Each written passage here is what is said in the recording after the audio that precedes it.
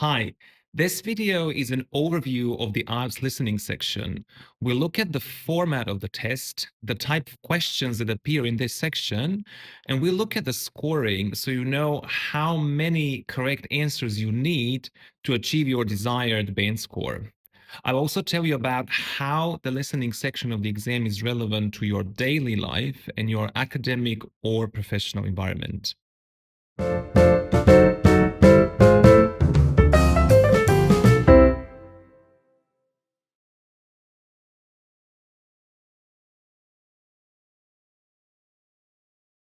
The listening section of the exam is the same for both the academic and general version of the test. The test lasts 30 minutes exactly, and there are 40 questions equally divided into 4 sections, so 10 questions per section. Before each section, you will hear instructions and you will have some time to read the questions, but this is really super fast speed reading for keywords, just so you get a sense of what's coming. If you're taking the paper-based IELTS, you'll need to transfer your answers to the official answer sheet at the end. Because while you're listening, you're writing things down on your question paper. But when the listening is over, you need to write all your answers on a separate paper called the answer sheet. You'll get 10 minutes to do this, and here you need to make sure you write clearly, check your spelling, and place each answer in the correct box. The examiners only mark what's on the answer sheet. Nobody looks at what you wrote on the question paper. If you're taking the computer-based test, you type your answers directly while listening, and you only get 2 minutes for a quick review at the end. IELTS, being an international test, prepares you for real-world communication in different English-speaking countries. So you'll hear a variety of English accents, including British, Australian, American, and sometimes Canadian. One more thing here, and probably the most important piece of information, is that you only hear the recording once. That's it, only once. The first part of the test features a conversation between two speakers in a general everyday situation, such as booking a hotel room, making a doctor's appointment, asking about a train schedule, inquiring about language courses, or arranging a car rental. In this part, questions typically ask you to complete a form, a note, or a table. The main focus is on specific factual information such as names, dates, phone numbers, prices, or addresses. The speech is usually clear and slow, and this is the easiest section of the test. In part 2, you will hear a monologue, so just one speaker talking, again in an everyday situation. For example, a tour guide explaining how to navigate a museum, or a speaker providing information about a public event, or somebody giving an introduction to a gym or a school. In this part, you need to follow descriptions and directions. Questions often ask you to label a map or a diagram based on what you hear. Now things get a bit more challenging. Part 3 is a discussion between 3 or 4 speakers, usually in an academic setting. You might hear students talking about a project, or a group of speakers analyzing a topic, or a debate where speakers express different opinions and often challenge each other's ideas. What makes this section tricky is not just the number of speakers and the faster pace of the conversation, but also the fact that speakers often interrupt each other. They sometimes agree or disagree or shift the topic unexpectedly. So it sounds very natural. Your task is to keep up with these changes and follow the discussion. You will often get questions that test your ability to recognize different perspectives, so it's important to pay attention to who is saying what.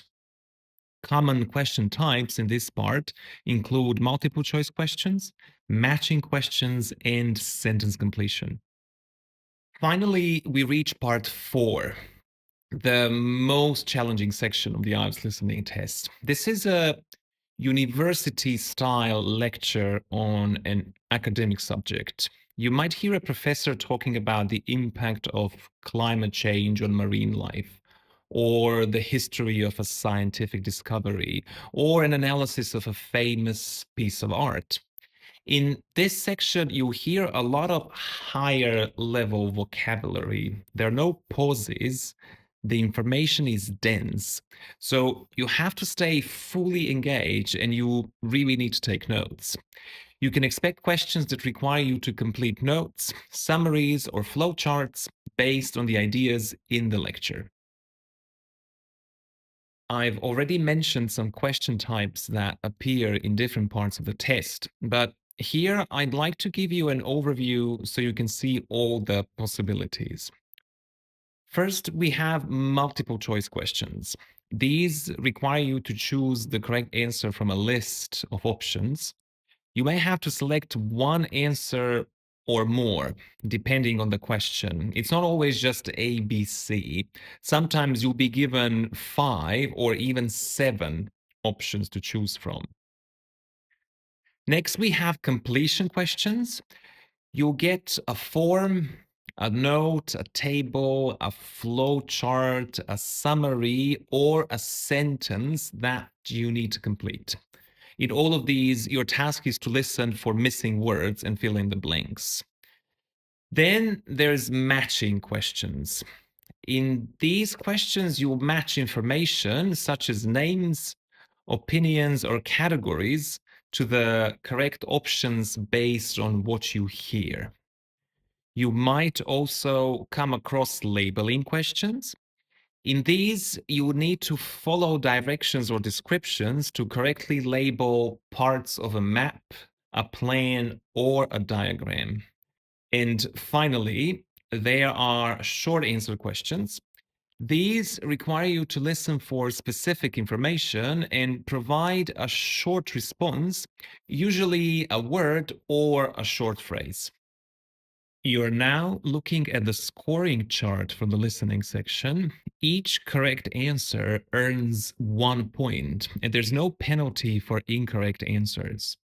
Your raw score out of 40 is converted into a band score ranging from 0 to 9. To achieve a band 7, you must have 30 correct answers. For a band 8, you need 35. As you can see, it's possible to make one mistake and still attain a band 9. There are a few things here that you need to be aware of. You are not getting a point if your spelling is not correct. Yes, you heard that right. No points for wrong spelling. I know students always complain how that's just not fair.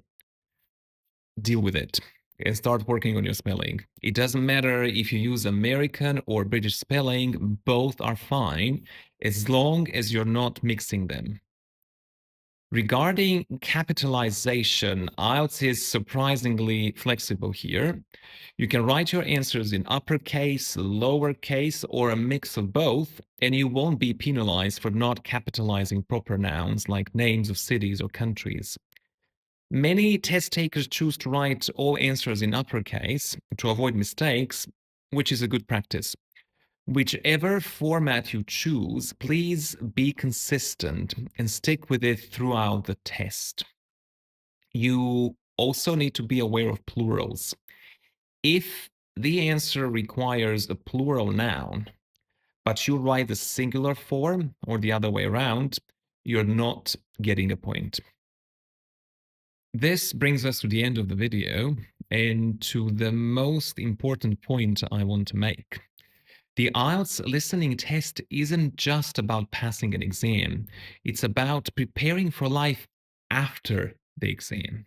Whether you're studying at university, working, or settling into an English-speaking environment, Your ability to listen, interpret, and respond accurately is crucial.